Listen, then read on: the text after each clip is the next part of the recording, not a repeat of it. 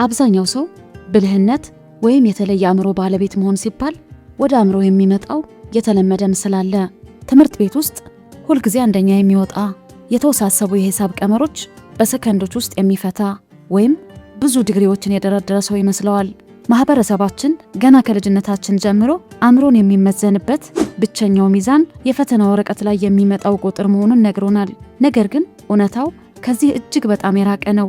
እውነተኛ ብልህነትና ከተራ ሰው የተለየ አእምሮ ባለቤት መሆን ከትምህርት ቤት ውጤት ጋር ምንም አይነት ቀጥታ ግንኙነት የለውም።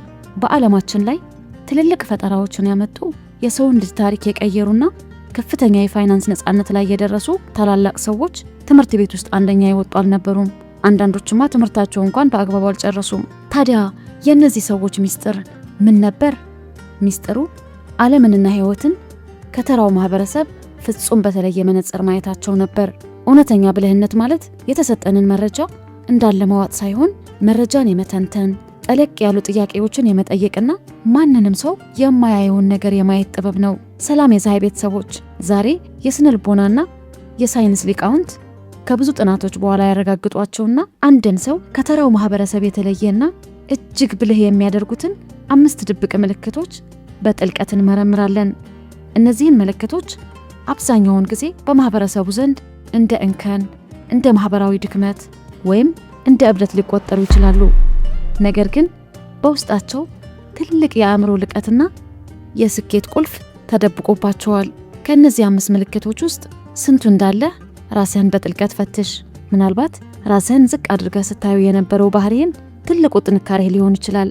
አዲስ ከሆናችሁ ሰብስክራይብ በማድረግ ይህንን የአስተሳሰብ ለውጥ ጉዞ አብራችሁን ጀምሩ። አንደኛ፣ ነገሮችን እንደወረደ አለመቀበልና ጥልቅ የማወቅ ጉጉት። የመጀመሪያውና ዋነኛው የተለየ አእምሮ ምልክት ያልተገደበ የማወቅ ጉጉትና ለምን የማለት ኃይል ነው። የሰው ልጅ ሲፈጠር በተፈጥሮ ጠያቂ ነው። ሕፃናት ብትመለከቱ በቀን ውስጥ በመቶዎች የሚቆጠሩ ጥያቄዎች ይጠይቃሉ። ሰማዩ ለምን ሰማያዊ ሆነ? ወፍ ለምን ይበራል? ይህ ነገር ምንድነው? ይላሉ። ነገር ግን እያደግን ስንመጣ ማህበረሰቡና የትምህርት ቤት ስርዓቱ ይህንን የማወቅ ጉጉታችን ቀስ በቀስ ይገድለዋል። ዝም ብለህ ደግ፣ ጥያቄ አታብዛ፣ የተባልከውን ብቻ ስማ እየተባለን እናድግና ነገሮችን እንደወረደ ወደ መቀበል እንሸጋገራለን። ተራው ሰው ማህበረሰቡ ያመጣለትን ልማድ፣ የህይወት ዘይቤና አስተሳሰብ ምንም ጥያቄ ሳያነሳ እንዲህ ነው የተለመደው ብሎ አምኖ ይቀበላል። ጧት ይነሳል፣ ወደማይወደው ስራ ይሄዳል፣ ማታ ደክሞት ይመለሳል። በወሩ መጨረሻ ላይ ደሞዙን ይጠብቃል። ለምን እንደሚኖር ህይወት ማለት ይህ ብቻ እንደሆነች እንኳን ቆም ብሎ ራሱን አይጠይቅም። የተሰጠውን እስክርቢት ብቻ እያነበበ ይኖራል። አንተ ግን ከተራው ሰው የተለየ ከሆንክ አእምሮህ ሁልጊዜ በለምን ጥያቄዎች የተሞላ ነው። ለምን የሰው ልጅ ይህንን የገንዘብ ስርዓት ፈጠረ? ለምን ማህበረሰቡ በዚህ መንገድ ያስባል? ለምን እኔ የሌላ ሰው ህልም አስፈጻሚ ይሆናለሁ? ከዚህ የተለየና የተሻለ መንገድ አይኖሩም ወይ ብለህ ሁልጊዜ ትጠይቃለህ። ይህ የማያባራ ጥያቄህና መርማሪ ባህሪህ አብዛኛውን ጊዜ ሰዎች ሊያስጨንቅ ይችላል።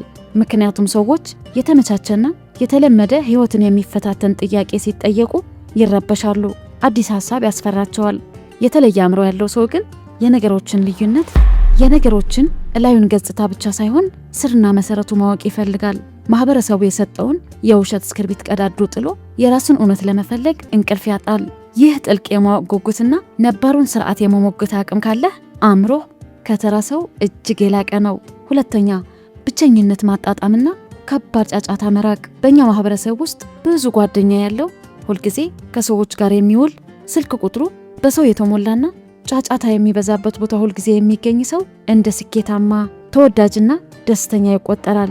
በተቃራኒው ደግሞ ብቸኝነትን የሚመርጥ ሰው እንደታመመ፣ እንደተገለለ ወይም ማህበራዊ ህይወት እንደማይችል ተደርጎ ይታሰባል።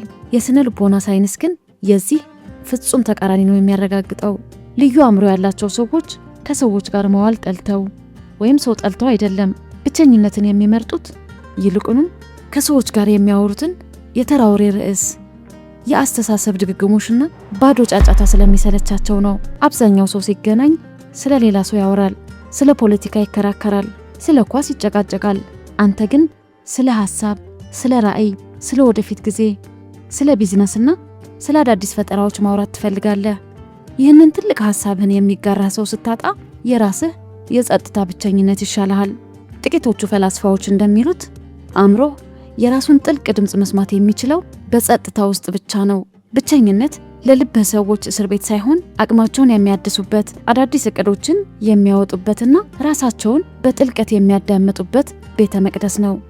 ከብዙ ሐሰተኛና ጊዜ አባካኝ ጓደኞች ይልቅ አንድ ወይም ሁለት እውነተኛና ጥልቅ አስተሳሰብ ያላቸው ጓደኞች መያዝ ትመርጣለህ። ቅዳሜና እሁድ ጫጫታ ካለበት ቦታ ሄደህ ጊዜህን ከምታጠፋ ይልቅ ብቻህን መጽሐፍ ማንበብ፣ ስራህን መስራት፣ የራስህን ቢዝነስ መገንባት ወይም ጸጥታ ያለበት ተፈጥሮ ውስጥ መሄድ የምትመርጥ ከሆነ ማህበረሰቡ ምንም ቢልህ አንተ የተለየህ ነህ። አእምሮህ የሚያድገው በብቸኝነት ውስጥ ነው። 3ኛ አላውቅም ለማለት አለመፍራትና የእውቀት ትህትና። አንድ ታዋቂ የጥንት ፈላስፋ እኔ አንድ ነገር ብቻ አውቃለሁ እሱም ምንም አለማወቄ ነው ብሎ ነበር። ይህ አባባል የእውነተኛ ብልህነት መግለጫ ነው። በተራው ማህበረሰብ ትልቁ ችግር ሁሉም ሰው ሁሉም ነገር የሚያውቅ መምሰሉ ነው።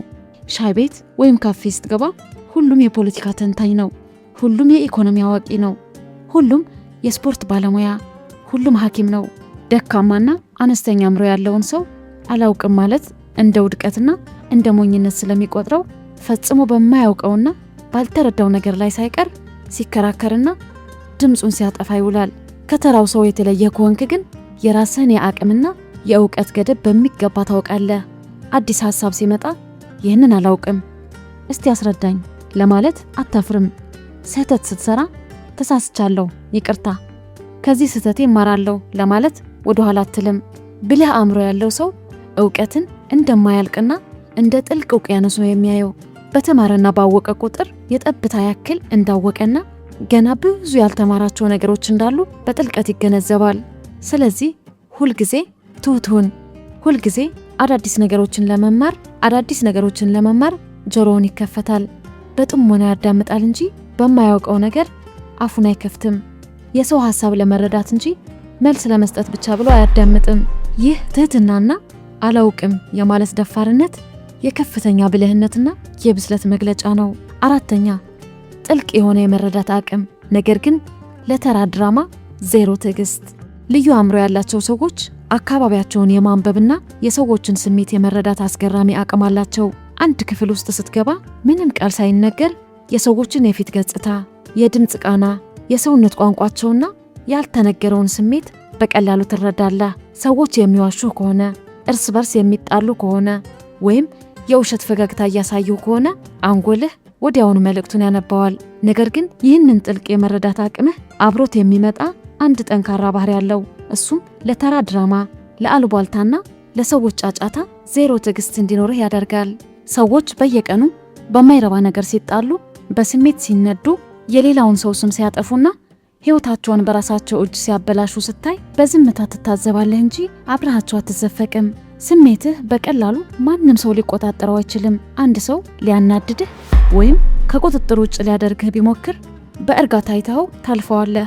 ለምን? ምክንያቱም ጉልበትህና ትኩረትህ ለየትኛው ነገር ማውጣት እንዳለብህ በሚገባ ስለምታውቅ ማለት ነው።